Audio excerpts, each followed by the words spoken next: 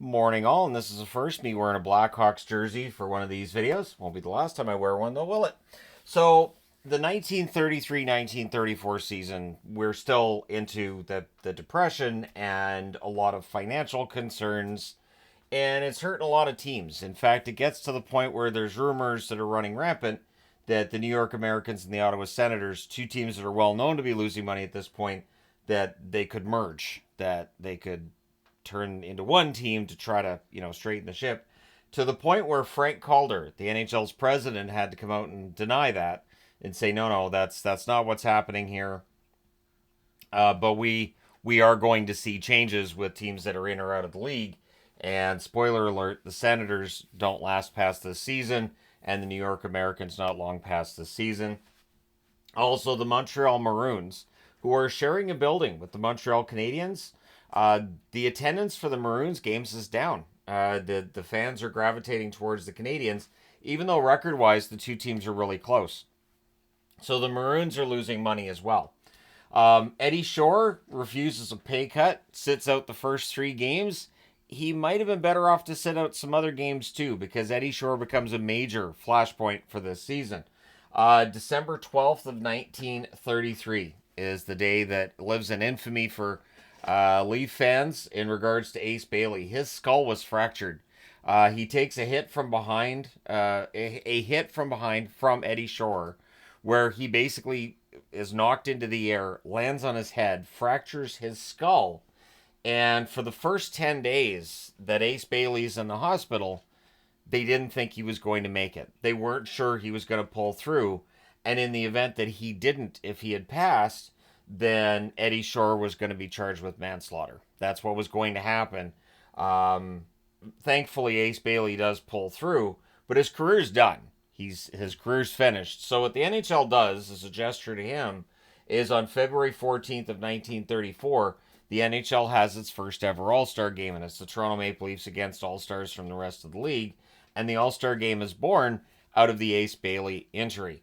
So the benefits from that game go towards Ace Bailey's family. And again, President Frank Calder says at the time he hopes future All Star games will be used to raise money for causes like this. So the All Star game begins here. It did start as one team against All Stars from the rest of the league. And I'm going to say that the idea of having it eventually becomes the defending Stanley Cup champions have a game against the All Star team. I don't think that's the worst format I've ever heard of. I think that if you had had an All Star game this year in 2024, where it's the Vegas Golden Knights against an All Star team from the rest of the league, I think people would have watched that. I do. I think they would have. Charlie Gardner, 29 years of age. He had an amazing season where he wins a trophy and he also wins the Stanley Cup. But shortly after winning the Stanley Cup, at age 29, he passes from a brain tumor. So he goes from being a Vezina level goaltender to just not being here anymore within days. So yeah, it can happen that fast. October 1st of 1933, the Habs trade George Hainsworth to the Toronto Maple Leafs in exchange for Lawrence Chabot. So it's goalie for goalie. March 11th of 1934, the Habs score four in overtime.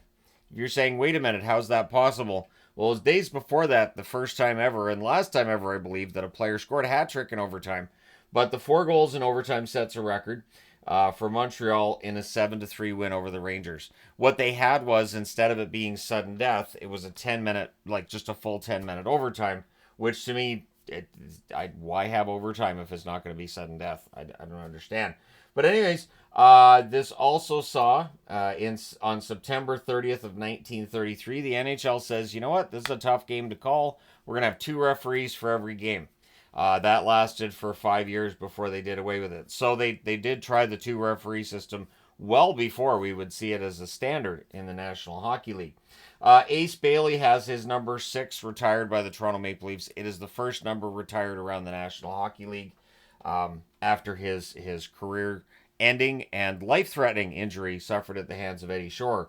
The thing with that Shore hit, too, that made it worse, and he got suspended 16 games for it, is that he was mad about a hit he took from King Clancy, and he got up and just ended Ace Bailey's career.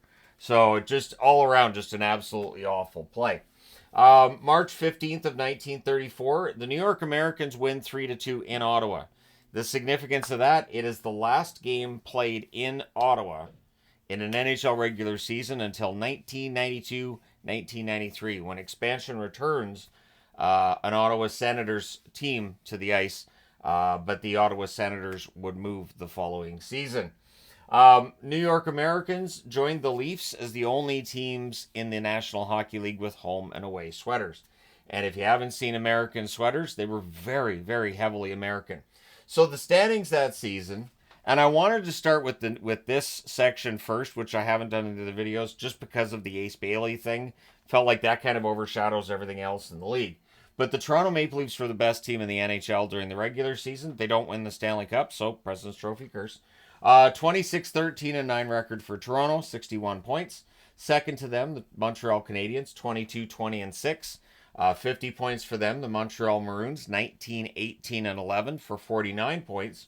The New York Americans, 15-23-10, 40 points for them. And the Ottawa Senators, their final season in Ottawa, 13-29-6 for 32 points.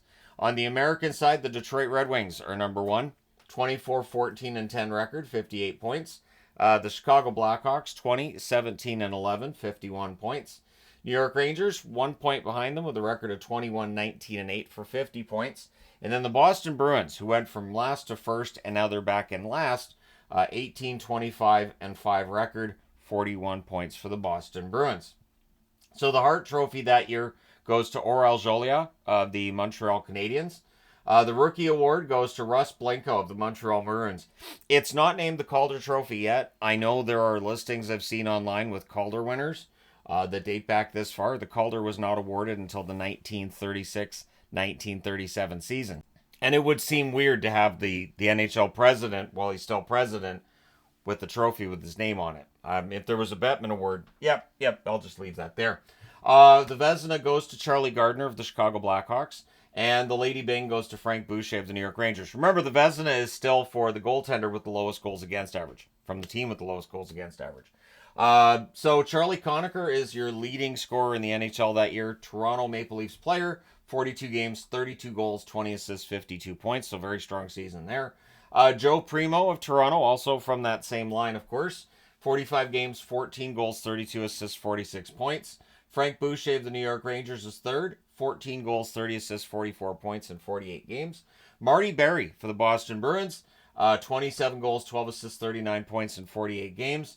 Cecil Dillon for the New York Rangers, 48 games, 13 goals, 26 assists, 39 points. Nell Stewart for the Boston Bruins, 48 games, 22 goals, 17 assists, 39 points. Busher Jackson for Toronto, on that same line as Primo and Conacher, of course, 38 games, 20 goals, 18 assists, 38 points.